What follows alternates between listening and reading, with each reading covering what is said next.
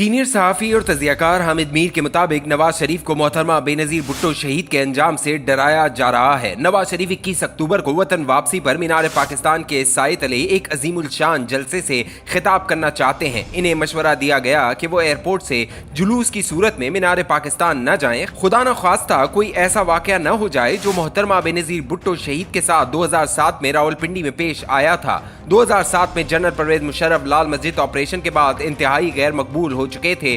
उन्होंने अपने इक्तदार को सहारा देने के लिए मोहतरमा बेनज़ीर भुट्टो के साथ डायलॉग शुरू किया। मुशर्रफ चाहता था कि बेनज़ीर साहिबा इसकी हिमायत कर दें, जिसके एवज वो पाकिस्तान पीपल्स पार्टी को अपने साथ इक्तदार में शामिल करने के लिए तैयार था, लेकिन वो बेनज़ीर साहिबा की वतन वापसी के हक में नहीं था। मुशर्रफ और पीपल्स पार्टी के दरमियान डायलॉग का नतीजा NRO की सूरत में सामने आया। मुशर्रफ अपनी वर्दी उतारने पर भी तैयार हो गया, लेकिन बेनज़ीर साहिबा से कहा गया कि आप पाकिस्तान वापस ना आए क्योंकि आपकी जान को खतरा है। बेनज़ीर साहिबा तमाम खतरात को नजरअंदाज करके कराची पहुंच गई और फिर इनके जुलूस पर हमला हो गया, जिसमें वो तो बच गई लेकिन इनके बहुत से कारकुन शहीद हो गए। एक दफा फिर इन पर दबाव डाला गया कि आप वापस चली जाएं। उन्होंने न सिर्फ मुशर्रफ के साथ डायलॉग खत्म करने का ऐलान कर दिया बल्कि इंतखाबी मुहिम भी शुरू कर दी और फिर 27 दिसंबर 2007 की शाम लियाकत बाग रावलपिंडी के बाहर एक खुदकुश हमला आवर का निशाना बन गई। जो लोग नवाज शरीफ को मोहतरमा बेनज़ीर भुट्टो के अंजाम से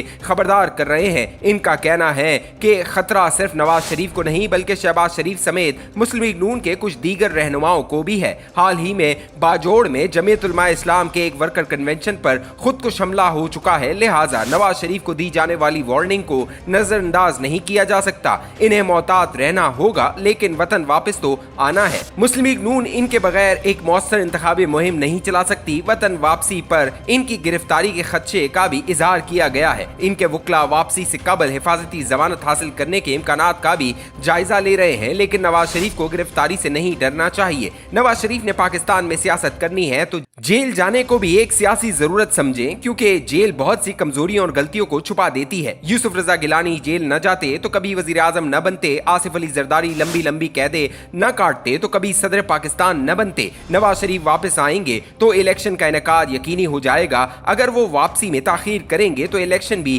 ताखीर का शिकार हो सकता है। इनकी जमात इन्हें चौथी मरतबा पाकिस्तान का वजीर आजम बनाने की मुतमन्नी है। मसला ये है कि मुस्लिम लीग नून के माहिरीन सियासत अपनी रिवायती पावर पॉलिटिक्स के जरिए नवाज शरीफ को चौथी मरतबा वजीर आजम तो बनवा देंगे, लेकिन इसके बाद क्या होगा? नवाज शरीफ 3 मरतबा वजीर आजम बन चुके हैं और तीनों मरतबा अपने ओहदे की मुद्दत पूरी न कर सके। पहली मरतबा इन्हें सदर गुलाम इसाक खान ने बरतरफ कर दिया। वो दोबारा वजीर आजम बने तो उन्होंने मोहतरमा बेनज़ीर भुट्टो की मदद से सदर का असेंबली तोड़ने का इख्तियार खत्म कर दिया, लेकिन इस मरतबा जनरल परवेज मुशर्रफ ने आईन तोड़कर इन्हें हुकूमत से निकाल दिया। तीसरी मरतबा इनके खिलाफ सुप्रीम कोर्ट को इस्तेमाल किया गया। चौथी मरतबा हुकूमत से निकालने के लिए कोई नई साजिश की जा सकती है, लिहाजा नवाज शरीफ चौथी मरतबा वजीर आजम बनने से कबल साजिशों का रास्ता रोकना चाहते हैं। उन्होंने साबिक army chief general Qamar Javed Bajwa, Faiz Hamid और कुछ रिटायर्ड जजों के एहतसाब का मुतालबा कर दिया है। जब से उन्होंने ये बात की है, इनकी अपनी ही पार्टी के कई नामी ग्रामी रहनुमा सख्त परेशानी का शिकार हैं।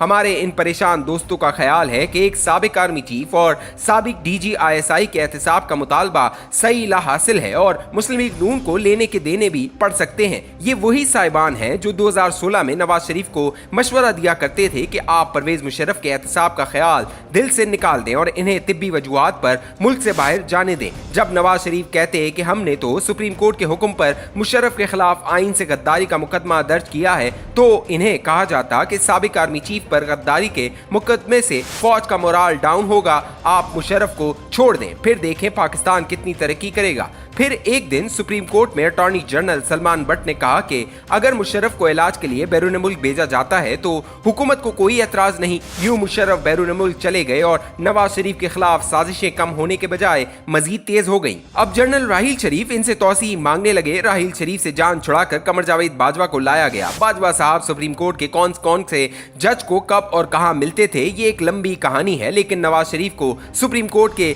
जरिए नाअहल करार दिलवाने की साजिश में वो मुकम्मल तौर पर शरीक थे। मुझे कुछ बताने की जरूरत नहीं, नवाज शरीफ को खुद भी सब पता है, क्योंकि 2018 में इनके साथ जेल में जो भी हुआ बाजवा की मर्जी से हुआ। 2018 के इलेक्शन में जो खुली धांधली हुई वो एक प्रोजेक्ट का हिस्सा थी और इस प्रोजेक्ट के सुपरवाइजर बाजवा थे। आज इमरान खान को अडियाला जेल के इसी सेल में रखा गया है जहां पहले नवाज शरीफ कैद थे। अगर आज इमरान खान को मुल्क दुश्मन करार दिया जा रहा है तो इस मुल्क दुश्मन में धांधली से इक्तदार में कौन लाया? बाजवा की सियासत में मदाखलत के सबसे बड़े एहनी शायद खुद शहबाज शरीफ हैं, जिन्होंने बाजवा के बहकावे में आकर नवाज शरीफ को धोखा देने से इनकार किया। क्या सियासत में मदाखलत आइन के आर्टिकल 244 की खिलाफ वर्जी नहीं है? अगर सियासतदानों पर मुकदमे बन सकते हैं तो रिटायर्ड जनरलों पर क्यों नहीं बन सकते? नवाज शरीफ की तरफ से रिटायर्ड जनरलों और जजों के एहतसाब का मुतालबा पावर पॉलिटिक्स की नजाकतों के खिलाफ है, लेकिन ये एक अवामी मुतालबा है। अगर जनरल परवेज मुशर्रफ को सजा सुनाने वाले जज जस्टिस वकार सेठ को इमरान खान की हुकूमत पागल करार न देती